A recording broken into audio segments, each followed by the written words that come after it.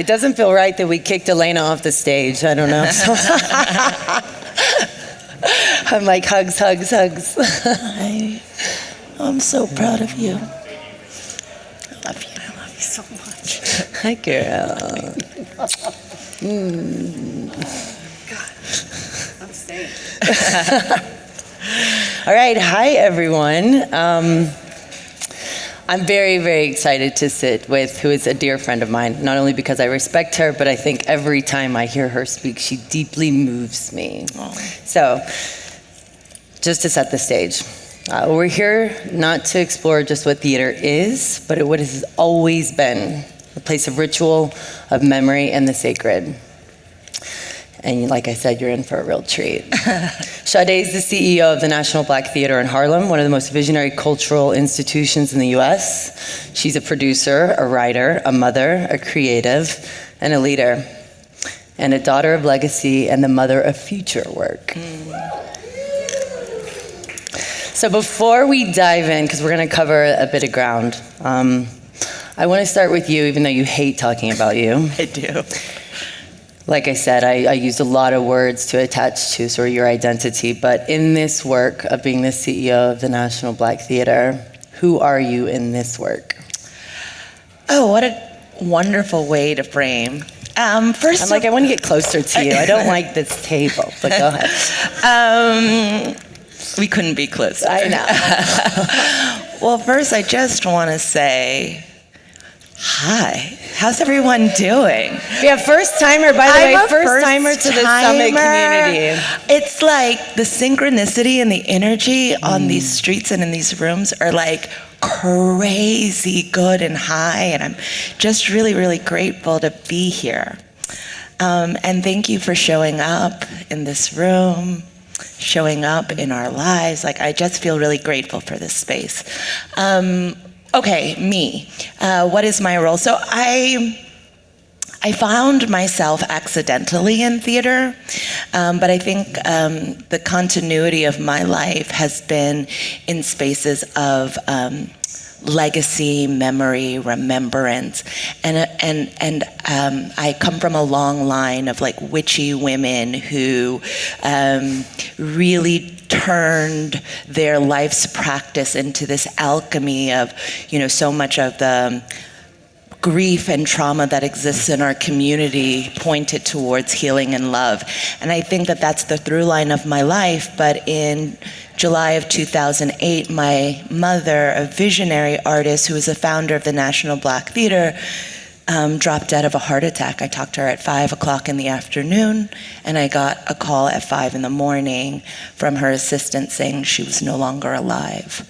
And so I was talking to Tracy, a new friend that I met just on the other side of this door, and I feel so close to her, and so much of my work is about how we listen to artists, but also to our ancestors, our spirit guides.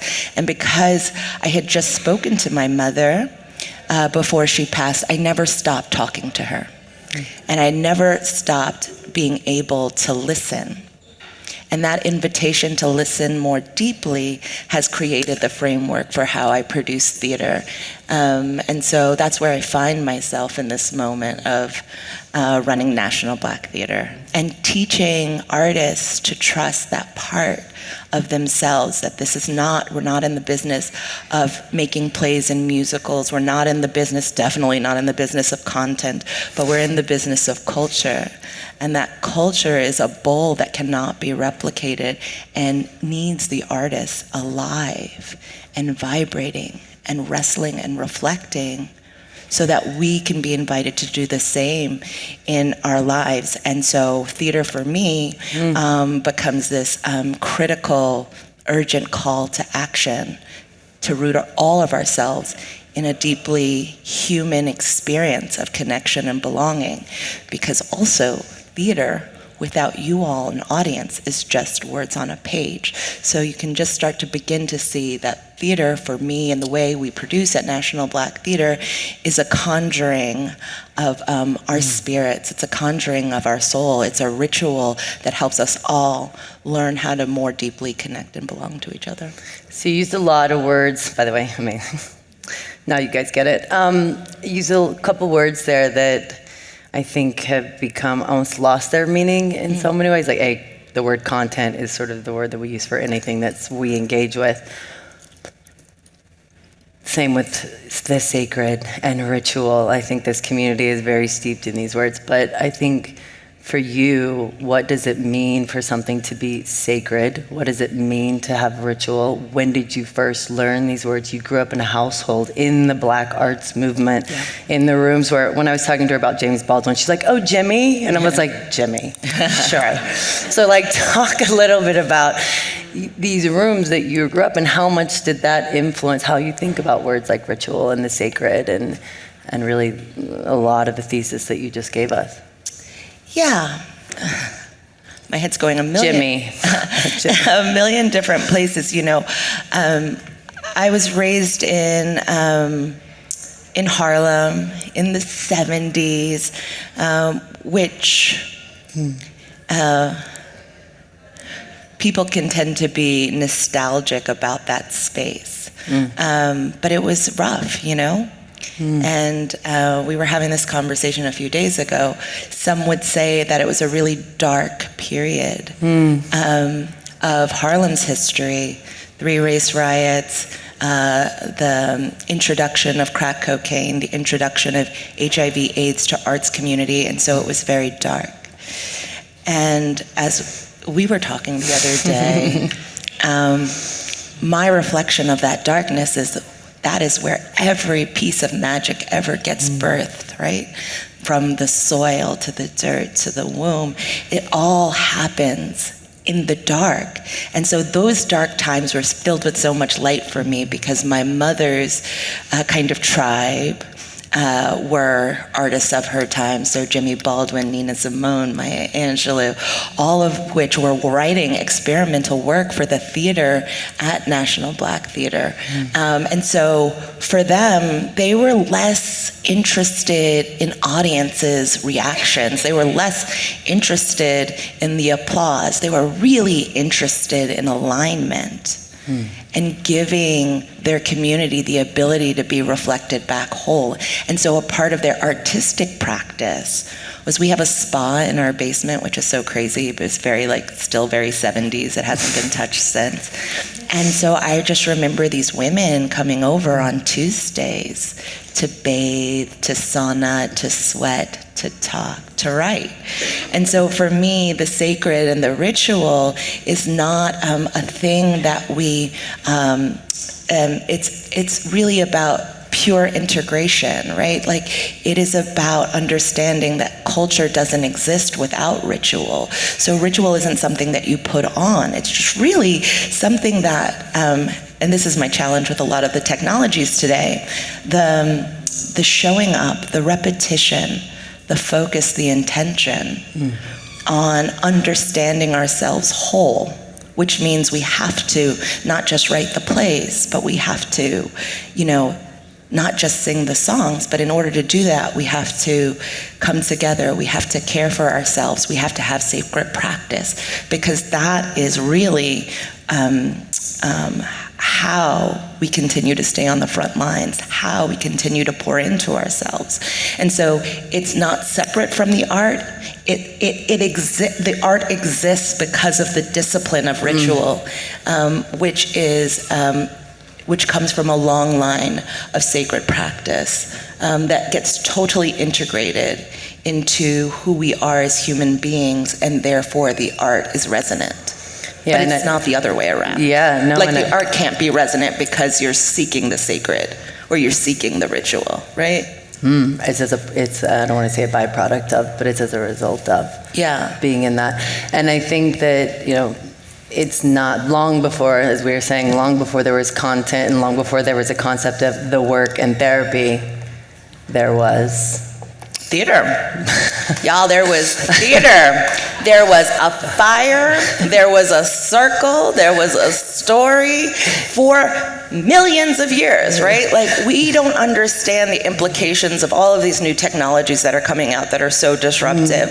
We understand our becoming, how we were formed, how we've survived, and how we continue to survive are the stories in which we tell ourselves, right? So, like, I always feel like the luckiest girl in the world because I get to wake up every single morning and create these platforms of possibilities for artists to see all of us through their words whole in the future. And that has started, and it's an ancient technology. And so as we are pushing our way into modern technology, we can't forget that how we have existed for more time than not is in the circle, the song, the fire, the dance, the music.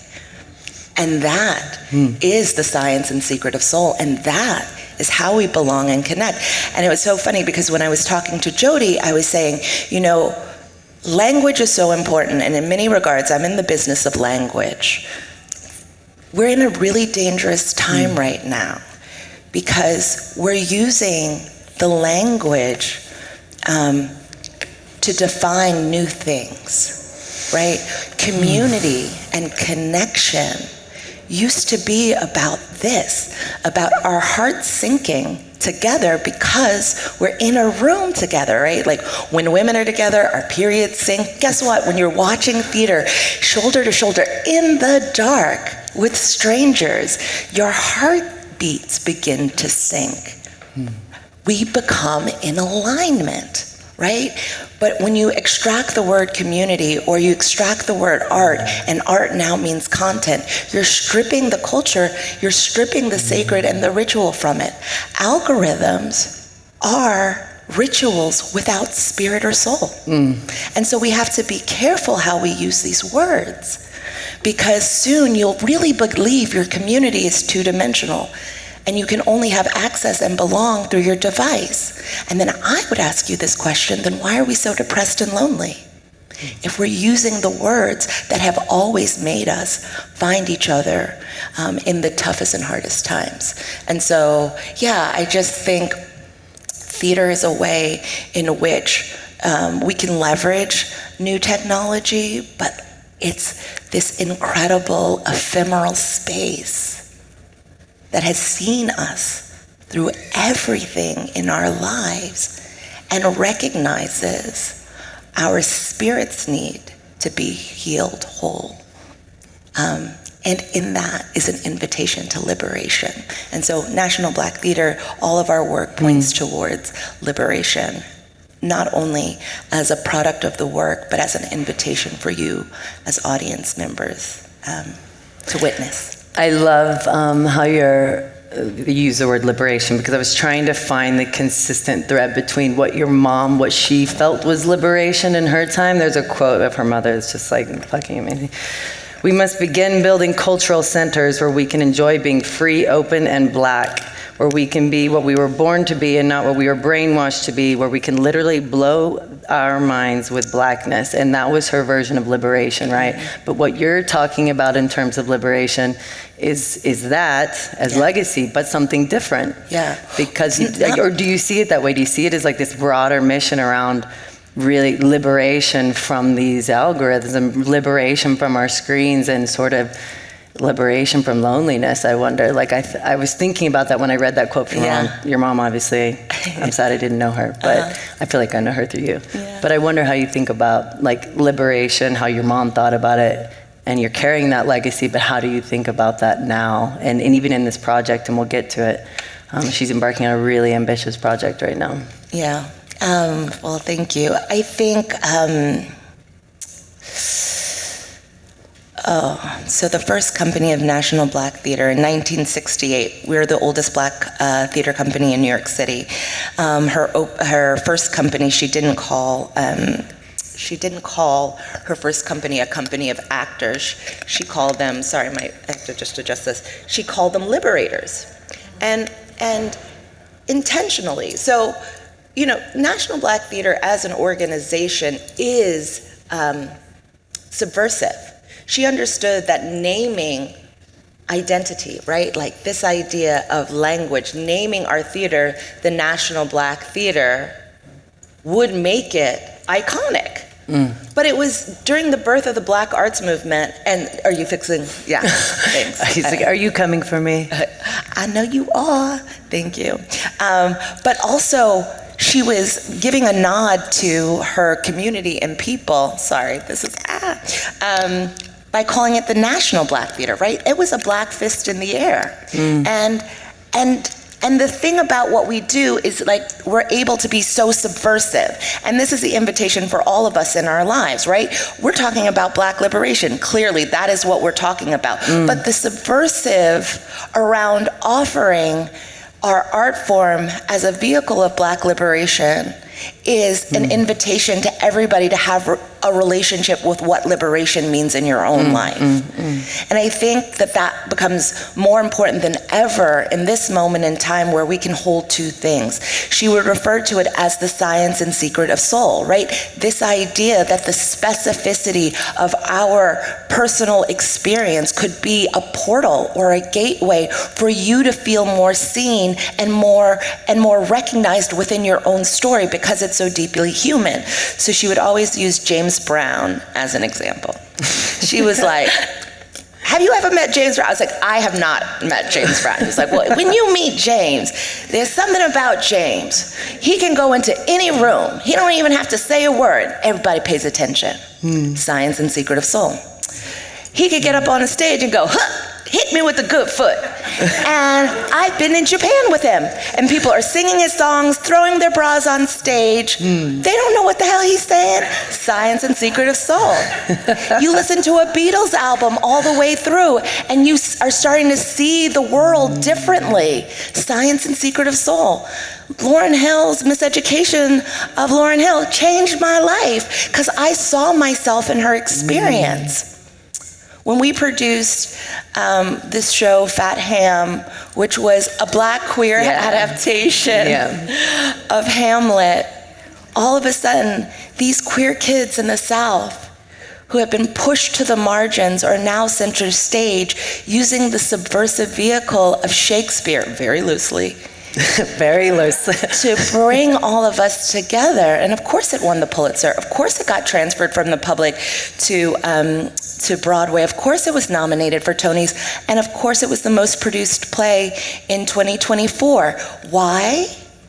Because when we root ourselves in a practice of liberation, we are unconsciously speaking to all those better angels and all the soul and all of the spirit within ourselves to come forward. And so, I forgot what the question was because I'm just talking at this point. I was fully in it. But yes, liberation. So yes, it's the specificity of all of our stories is the invitation. The authenticity of all of our stories is an invitation for us to call people in to feel more seen. And so Black liberation is what we do at National Black Theater, but it is an offering and in service to all of our liberation. I think that we've started with the soul. But the truth is you're also building a container for this soul. Yeah. And I think that's how most people actually think of theater, right? It's just a space that you buy a ticket and you walk into this building. And I read this term, and I'd never heard this until I read your biography, which was extensive, guys, which is socio-spatial justice. And I want to talk a bit about the space because, like I said, I agree wholeheartedly, and I'm on board with the idea of the soul being the important part. But the container for the soul, which is the theater. Talk a bit about this project that you're embarking on, which is a $100 million project, square block 125th and 5th Avenue. And I want you to talk about it, and I'm going to make everyone close their eyes for a minute, because I got to go on a hard hat tour, and she's one of the most incredible visual storytellers, as you can say. We walk up to, I want you to take us, we get to 125th and 5th, because it's pretty built at this point, the exterior. I want you to talk about the sand, the architect. I wanted you to be like, we're all here standing in front of 5th Avenue. Walk us in, because you don't get to be there, but she's going to bring you there. Close your eyes. You don't have to close your eyes. Yes, no, because you're such a great visual storyteller. Well, first, there is an old African proverb that says, if you know the beginning well, the end will not trouble you. So in building something new, it's important to understand the beginning well. And my mother had the crazy idea in 1986 to buy a city block that she said was the most famous address in the world. If I asked you a question, what's the most famous address in the world? Do you have like a point by which you orientate to answer that question? Like, what's the most famous address in the world? The what? Harlem 125th. It's like I planted you, love. Well, yeah, so you get these ideas of iconic space. 125th Street and Fifth Avenue was not that in the 80s. So she said, honey, it's the most famous address in the world because you could go anywhere in the world and say Fifth Avenue. And everybody knows opulence. New York City, Museum Mile. And you go anywhere in the world and say 125th Street, and everybody knows it's the cultural capital of the Black world. I want to buy the intersection of the two and build a temple of liberation and storytelling for my people. And she envisioned this city block as an ecosystem where artists could live, work, and serve. And so all of these years later, I have the great privilege to build this building, which it will be and is an ecosystem where artists live, work, and serve. And so now the hat that I'm wearing is real estate developer, and I don't know if you know anything about real estate in New York City. It is not very soulful. But, everything is an invitation to go higher. So I, with an incredible staff, board of directors, really started to reimagine what this city block could be. And with the original blueprint just being ecosystem, artists can live, work, and serve.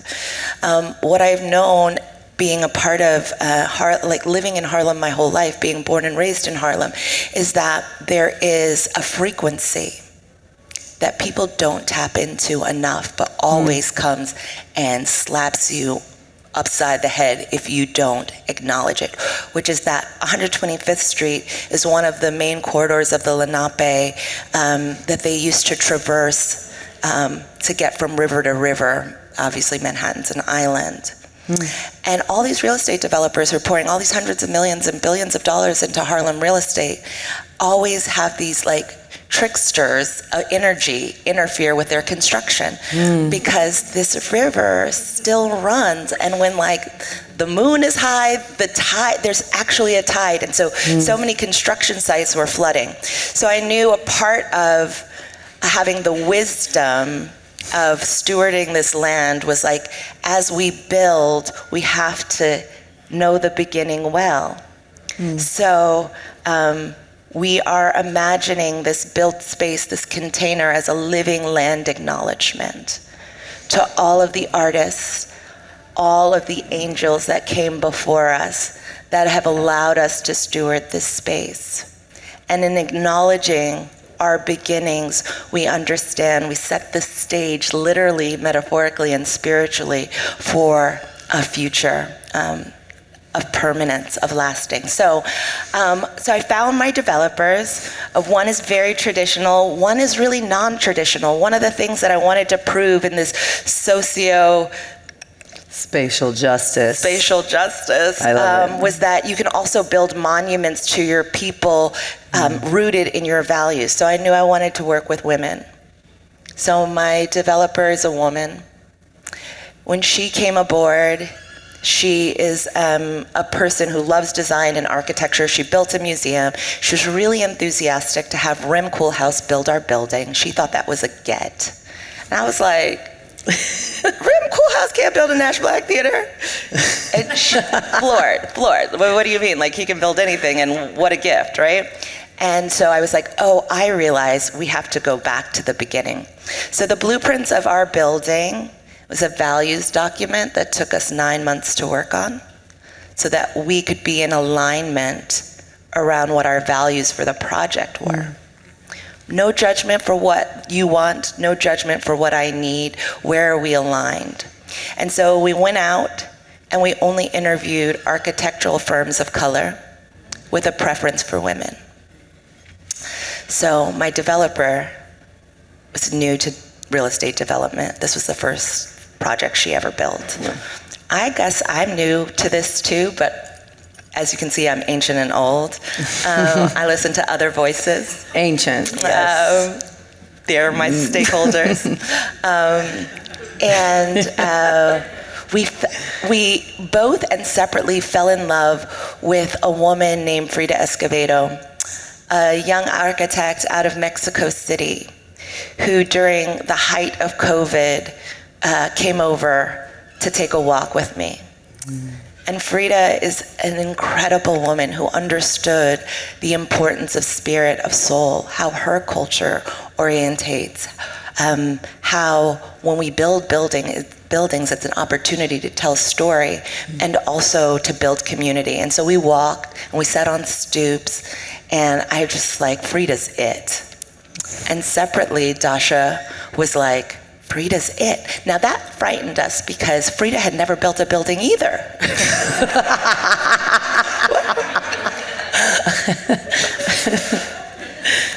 I also knew building a building on Fifth Avenue, which is technically East Harlem, that I had an opportunity to bring and send a message around Black diaspora, African diaspora, and Latin diaspora together. And so when Dasha and I got together, and I was like, I'm so sorry, I think it's Frida. She was like, oh my God, I think it's Frida too. We began to build, so it's a Mexican woman architect, and my partner and I, Josh, are building this thing, and every single designer on our project is led by a designer of color or an architectural firm of color, and mostly women. And so as we're thinking about the facade of the building, I should also just say very quickly, and this is turning into an architectural, I'm so sorry, I love what I do. And this building, I cannot begin to tell you. So begin to tell them, because it is insane. I know, I should have brought a picture. So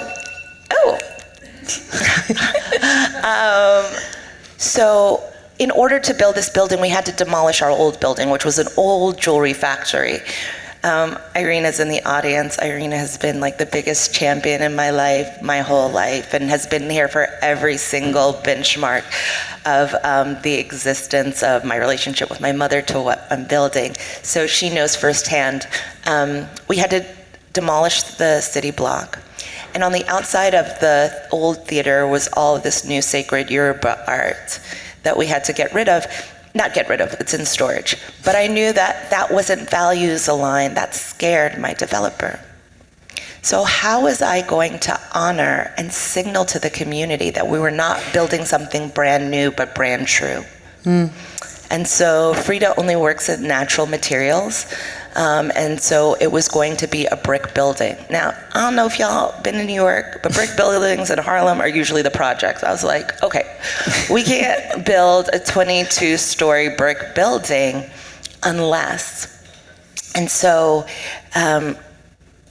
my mother's ashes are partially spread in the Ocean Grove in Nigeria, Oshogbo, Nigeria. And in Oshogbo, Nigeria, in the Ocean Grove, which is another female Orisha deity that is a goddess of the river, there is a clay that is a specific pink clay. And so, this is how you sell shit. I was like, Dasha, what about a pink building? She was like, pink? And I was like, yeah, like a pink building. Like, you know, like Palazzo Chupi downtown in the West Village. She was like, pink. It's very divine feminine. And then talking to Frida, I was like, let's get the clay from Ocean Grove. And so our brick facade of our building is this pink brick that was baked with the same hue and color of the clay in the ocean grove that unites the river from the ocean grove to the river that runs under 125th Street. And then we've invited all of these artists to be in conversation and community and answer what would it mean to build a living land acknowledgement. So we've commissioned the poet Dr. Mahogany L. Brown to write a poetic living land acknowledgement that will be inlaid in brass in the sidewalk and welcome people in. Frida has partnered with Sanford Biggers, a contemporary artist who used to have a studio in the basement of the old NBT. He is creating a light aluminum and ceramic tile installation on the facade of the building that ties the rivers together. And so what I'm building, I can't guarantee what Harlem will look like in 10, 20 years. You know, everyone always asks the big gentrification. I cannot control that. What I can control is that forevermore on the corner of 125th and 5th Avenue, there will be a home that welcomes all of us into our highest vibrational self. And that will be forever, no matter what real estate developers who are hungry for, pieces of the island, that part of the island will always stay sacred and reflective. And so the container, right? Like, I want folks to be able to feel like, my mother was like, why do people stand up more straight when they go into museums? Because all of the art has a vibration. East Harlem is one of the most kind of disparate, affected communities, ravaged with drugs, ravaged with disinvestment. But we exist, and we exist in these spaces that don't match our highest vibration. So we see our whole building as an altar and an offering to lift the vibration of the whole community from our standpoint, from our vantage point. And we're taking back terms like gentrification that are rooted in real estate developers' displacement and saying, our communities deserve beauty. We deserve resources. That shouldn't displace us. It should root us. And so when we partner from a space of not neighborhood, but community, look what's possible. And so our new building is what's possible when you think outside of the kind of the binary confines of language as we know it. I think, by the way, yeah. And you're almost, so it's a $100 million raise. Yeah, so the overall project is much more expensive than that, but the theater itself, which, by the way, MBT has a big name and a little footprint. By the way, she started and ran this when the building was demolished out of her basement. Yeah. For like... I'm still in my basement. Yeah, it is. So, I mean, I wrestle with the $100 million too, because I'm like, Irina knows this. NBT is so small in its footprint, but what I came to understand through this process of real estate development and finding the right, Cinderella, like trying on all these shoes and finally one fit, is that MBT is not a place, it's an idea, and that our audience are not the people who buy tickets. They're the artists we get the privilege to serve. And in that, you gotta go hard, right? Like, you just got to go hard. And so when I endeavored to start this project, I didn't think I could raise $1 million. I remember seeing this beautiful black theater in Brooklyn, the Billie Holiday Theater, kind of did a ribbon cutting and they unveiled their new shiny $4 million space, and I passed out. I was like, $4 million, we're never gonna do this. But the truth of it is, the truth of this room, is that everybody wants to feel seen, safe, and sacred. If everyone had the ability to come home And home actually felt like where your exhale feels the best. Wouldn't you go home? So inviting people into a conversation, not just about building the National Black Theater, by the way, revolutionary, because Black people in this country, the one thing we've never had is a home. We've been in perpetual flight. So what does it mean to give ourselves our 40 acres and a mule? What does it mean to give ourselves roots for forever? And when you open up the conversation about home, about transformation, about rooting theater back and giving theater back to a space of alchemy and transformation, because I think people are so tired of the transaction. You all know when you buy a ticket to something, it feels so transactional. And we don't have to call out the industry. We don't have to call out capitalism. We can just call you into something higher that resonates. And so, $75 million later, here we are. So I have about 25 more to raise. Yeah. If this community does a lot of things, it tends to rally around causes and people that I think are worthy of it. So guys, she has 25 million left to raise. We're getting close to end of time.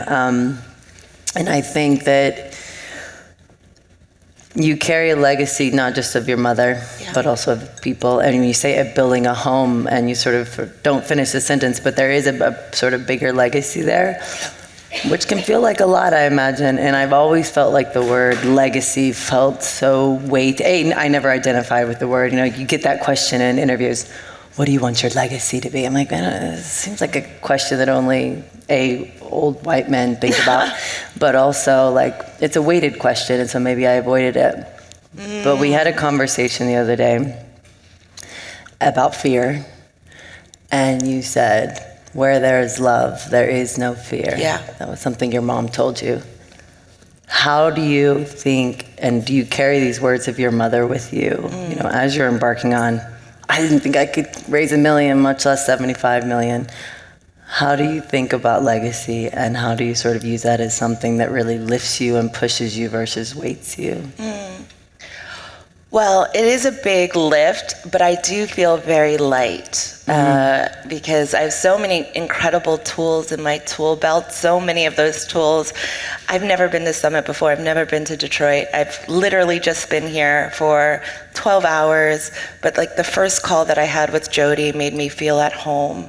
Walking into this room and seeing Elena on the stage, who I've known since I was a child and has been a beacon of light in my life, whether you know it or not. Dr. Linda Lancaster, who you'll hear from next, literally saved my life. All of this is a part of our legacy. It's not, it's never the headline. It's the step by step, pace by pace. And so I feel light because I was given, and so all of those women have contributed to my toolbox. But my mother used to say, where there is love, there is no fear.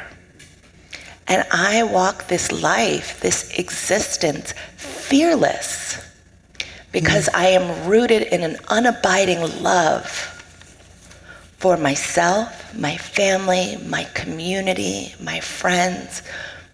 So who should I be afraid of? And when I face fears, so part of my legacy is a fearlessness, but rooted in love, and an invitation for all of us to lean into the fear, because on the other side of it, it's something like tapping you on the shoulder to see if you can love deeper so that you can go beyond the beyond, which is the journey of Black people in this country, to go to the beyond, the beyond. And I would say the other part of my legacy, it's all of our legacy, it's a shared space, right? Is I really learned during the pandemic, and it's buoyed me during these crazy times, that language is the key to our liberation. And what I learned from a space of language during the pandemic is that there's no such thing as safe space. And that was revolutionary to me, because we're all taking to the streets.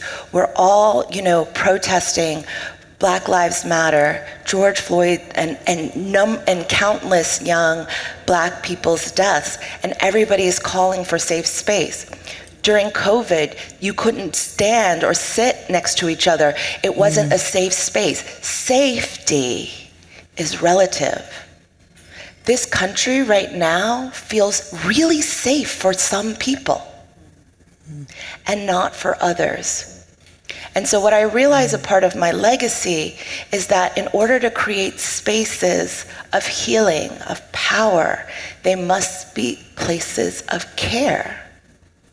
Because care is the only thing we can be accountable to.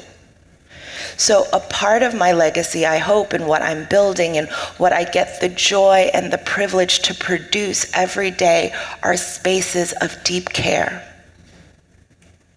Because if you can do that, then you can actually be and build community. And so that's how I think about my legacy. I think about it as an ongoing conversation about things that matter to all of our lives, that invite us in to revolutionary acts with grace and softness, like care and love. That is a perfect way, I think, to end on your Yeah.